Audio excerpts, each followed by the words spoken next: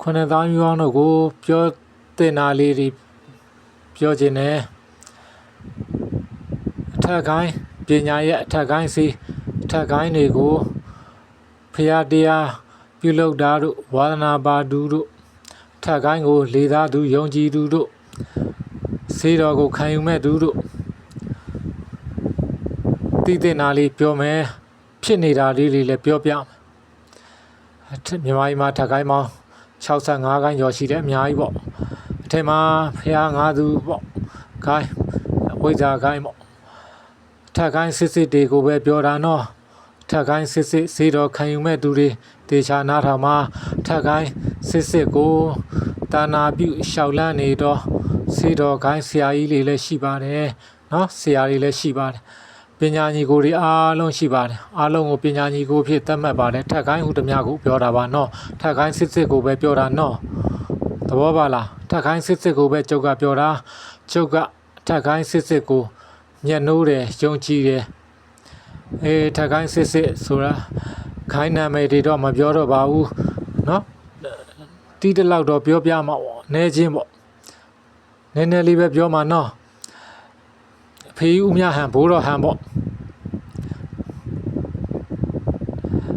ဘိုးတော်ကြီးဘိုးတော်ကြီးဘိုးတော်ပွင့်ပေါ့စัจ जा မင်းတို့ဒီလိုကိုင်းပေါ့နောက်တစ်ခုကတော့နောက်တစ်ကိုင်းကတော့ဥမေတာဥေဥရမစာကြီးပေါ့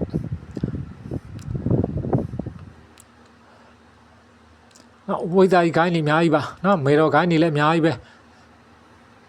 မေတော်ကြီးများကိုင်းနေလည်းအများကြီးပဲနော်ထက်ဝိဇ္ဇာကြီးတွေရဲ့ဂိုင်းတွေလည်းအများကြီးပဲအဲ့တော့သိအောင်ပြောပြတာအားလုံးထက်ဂိုင်းဟူသည်များအားလုံးဒီကျွန်ုပ်ကတော့ပညာညီကိုဖြစ်သတ်မှတ်ပါတယ်ထက်ဂိုင်းဟူသည်များအားလုံးဒီပညာညီကိုများဖြစ်သည်တအုပ်နဲ့တအုပ်ကူညီကြပါတဂိုင်းနဲ့တဂိုင်းတင်းမြက်အောင်ကူညီကြပါတင်းတင်းမြက်မြက်နေကြပါမိစ္ဆာတွေကပေါ်လာပြီဒါတွေကိုနောက်မှပဲပြောတော့မယ်နော်စေဂိုင်းနဲ့ပတ်သက်တာပြောမယ်စေတော်ကိုခံယူမယ်စေတော်ခံမယ်ပေါ့ဆရာစီမှာဆေးကန်ဝါကန်အတွက်ဆေးတော်ခံမလားဆေးပေါက်မလားဆရာဖြစ်ဆေးခံယူမယ်ဆိုရင်ဆေးစင်တက်မယ်ဆိုရင်သူများဆေးပေါက်လို့လိုက်မပေါက်နဲ့သူများဆေးဆက်ကြတာတွေ့လို့သူများအားကြပြီးလိုက်မလုံးနဲ့ကိုတိုင်းဝါနာပါမကိုတိုင်းတကယ်ခံယူခြင်းမှဆေးတော်ကိုယုံကြည်မှဆေးတော်ခံယူကြပါမေတ္တာရက်ခံထားပါတယ်ညီတုကိုမှညီတိဆရာကိုမှကျွန်ုပ်စော်ကားခြင်းမဟုတ်ပါဖြစ်ပြနေတာတွေပြောတာပါနော်ဆရာလူစီမှာဆေးပေါက်လိုက်ပြီးဆိုပါစို့စုတ်တော်ကိုင်းနဲ့ဆရာစီမှာဆေးပေါက်လိုက်ပြီးဆိုရင်တပည့်၄-၅ဦးပေါက်တယ်ပေါ့နော်တပည့်၄-၅ဦးပေါက်တဲ့အထဲမှာ5ဦးပေါ့နော်5ဦးပေါက်လိုက်တဲ့အချိန်မှာ2ဦးလောက်ကစေကူလို့ရတယ်ဆရာဖြစ်စွန့်သွားတယ်ပေါ့အဲ့ဒါကျန်တဲ့ပညာညီကိုတွေကစိတ်ထဲမှာဘယ်လို့မှသဘောမထားဘူးပြောကြလို့ပါတယ်ဘယ်အတွက်ကြောင့်လဲဆိုစေးပေါက်တာချင်းဒီတစ်ချိန်နဲ့တနေ့တည်းပေါက်တာချင်းဒီဆရာစီမှာပေါက်တာချင်းဒီစေးကွက်ထဲကပေါက်တာချင်းတူပါလျက်နဲ့သူကြတော့စွမ်းတယ်အဲ့လိုစိတ်မျိုးမမွေးပါနဲ့သူကြတော့စေးကူလို့ရသွားတယ်ငါတို့ကြတော့ဒီလိုမဖြစ်ဘူးအဲ့လိုစိတ်တွေမမွေးဖို့ထူးမှကြားလို့ပါတယ်ပြောပြမယ်နော်သဘောပါလားသဘောပါလားလက်တွေ့ပဲပြောတာဖြစ်ပြနေတာကိုပြောတာနော်အဲ့ဒီမှာဘာကြောင့်စွမ်းသွားလဲဆိုရင်စေးတော်စုပ်ကိုင်းတဲ့ဆရာကစေးပေါက်တဲ့အချိန်မှာစေးတော်ခံယူမဲ့တပည့်ကစေးသက်ကြတဲ့အချိန်မှာစောင့်ရှောက်ပေးရမယ်နဲ့ပြုလုပ်ပေးရမယ်ဆောင်ရွက်ပေးရမယ်ဆိုင်ရာပိုင်ရာပုဂ္ဂိုလ်စောင့်ရှောက်ရမယ်ပုဂ္ဂိုလ်သူတော်စင်ဂိုင်းကဏ္ဍရဲ့ဝိဇ္ဇာဒီလိုပုဂ္ဂိုလ်တွေလိုအပ်တယ်အဲ့ဒီချိန်မှာစေးသက်ကြတဲ့ချိန်မှာစေးတော်ခံယူတဲ့ချိန်မှာအခါခွင့်သိရင်စွန့်သွားတာပဲအဲ့ဒီစေးတော်ကြတဲ့စေးတော်ခံယူလိုက်တဲ့ဆရာဖြစ်မဲ့သူဟာစေးတော်ကြတဲ့အချိန်စောင့်ရှောက်ပေးရမယ်နတ်ကစောင့်ရှောက်ပေးရမယ်ဆိုင်ရာပိုင်ရာစောင့်ရှောက်ပေးရမယ်ပုဂ္ဂိုလ်ပဋ္ဌာန်းသက်ဒီပေါ့ဒါတွေကစေးတော်ကြတဲ့အချိန်မှာ အေကန်အမှန်ရောက်လာပြီးတော့ဖြည့်တင်းပေးသွားတော့အမှန်တကယ်စွမ်းသွားတာဒါကြောင့်မလို့အားလုံးကပညာညီကိုတွေပဲသူကတော့စေးစောကြလို့စွမ်းသွားတာဆရာတယောက်လုပ်ပြီးဆိုရင်စောင့်ရှောက်ပေးရမယ်နဲ့ကူညီပေးရမယ်နဲ့ဆောင်ရွက်ပေးရမယ်ကူညီပေးရမယ်ဆိုင်ရာပိုင်ရာတွေလိုအပ်တယ်ထို့အတွက်ကြောင့်မလို့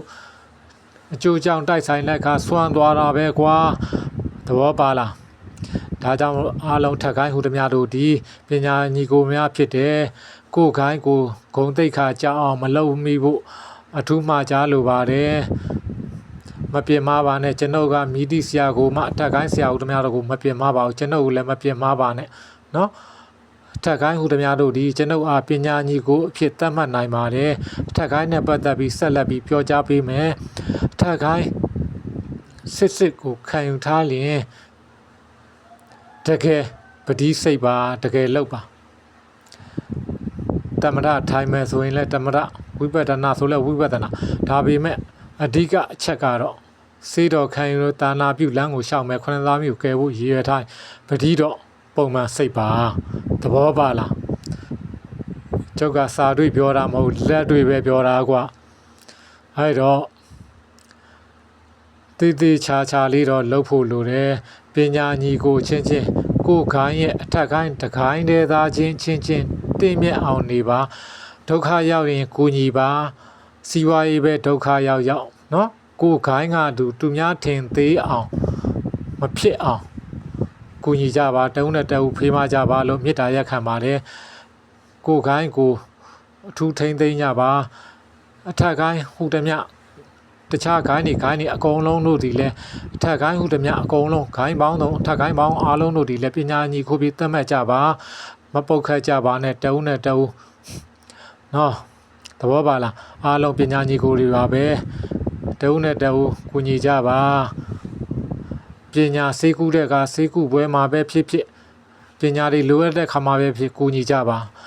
စီဝါရေးတွေလိုအပ်တဲ့ခါမှာလည်းကူညီကြပါပညာညီကိုတွေဖြစ်ပါတယ်နော်သဘောပါလားကျွန်ုပ်ကစာတွေ့ပြောခြင်းမဟုတ်ကိုတွေ့ပြောခြင်းသာဖြစ်တယ်နောက်ဒီခိုင်းပညာရက်တွေနဲ့ဆက်လက်ပြီးပြောကြပေးမယ်ဘယ်အတွက်ကြောင့်ဆိုတော့ဒီခိုင်းစေးတော်ကိုခံယူထားလျင်အရက်အမဲသားထူးရှောင်ပါအဓိကကတော့မှာကြားလို့ရင်အရက်ကိုအဓိကရှောင်ပါအမဲသားကိုထူးရှောင်ပါဖရာတရားပြုလုပ်မဲ့သူနော်ဖရာတရားပြုလုပ်တော့သူဒီအထက်ကိုင်းစီကိုခံထားတော့သူတို့ဒီအမဲသားအရက်ကိုထူးရှောင်ပါတတ်နိုင်ရင်ဝတ်သားချီလေးချောင်းသားရှောင်ပါပတိစိတ်ပါဝိပဿနာတရားလဲထိုင်ပတိလဲစိတ်စေကုဖို့ဒါနာပြုဖို့ခဏသားမျိုးကိုကယ်ဖို့ဆိုရင်ပတိများစိတ်ရတယ်ကွာသဘောပါလားတခြားသူတွေကပြောရင်ပိုင်ယာဆိုင်ယာဆိုတာအကြောင်းကိုဆိုင်ယာပိုင်ယာပုတ်ကောစေကူးတဲ့အခါမှာဓာတ်ကိုင်းဆရာတွေပြောလို့ရှိတယ်ဒါကိုမသိတဲ့ဆရာလည်းရှိမယ်သိတဲ့ဆရာလည်းရှိမယ်ထပ်ပြောလိုက်မယ်တခြားခိုင်းကစော်ကားရင်ဆိုင်ယာပိုင်ယာဆိုတာပြောတတ်အောင်လို့တင်းတို့စေးကူးတဲ့အခါမှာမစော်ကားမိအောင်တော့ခုပါစေးပွဲမှာတီအောင်ထပ်ပြောလိုက်မယ်ဆိုင်ယာပိုင်ယာဆိုတာနားလေအောင်နောက်ထပ်ထပ်တင်ပေးမယ်လောတယ်မှာတိထားရမယ့်အားလေးတော့ပြောလိုက်မယ်ဆိုင်ယာပိုင်ယာဆိုတာတင်ကုနေတဲ့ပယောဂကုနေတဲ့အချိန်မှာအဲ့ဒီပယောဂနဲ့ဆိုင်နဲ့တက်ဆိုင်နဲ့ပုဂ္ဂိုလ်ဒါကိုပိုင်ယာဆိုင်ယာလို့ခေါ်တယ်ဆိုင်ယာပိုင်ယာလို့ခေါ်တယ်မှတ်ထားထက်ရှင်းပြမယ်နော်တခြားဂိုင်းကပြောရင်ပြောတတ်အောင်လို့နောက်ထပ်တင်ပေးမယ်မိအတွက်ကြောင့်မိဂိုင်းဂုံတိတ်ခါမပြတ်ပါစေနဲ့မညှိုးနွမ်းပါစေနဲ့ထက်ဂိုင်းချင်းကူညီကြပါနော်သဘောပါလားကျွန်ုပ်ကောင်းမြတ်သောစိတ်စေတနာဖြင့်ပြောတာပါမြင်တွေ့နေရတယ်နော်လက်တွေ့တွေပြောနေတာ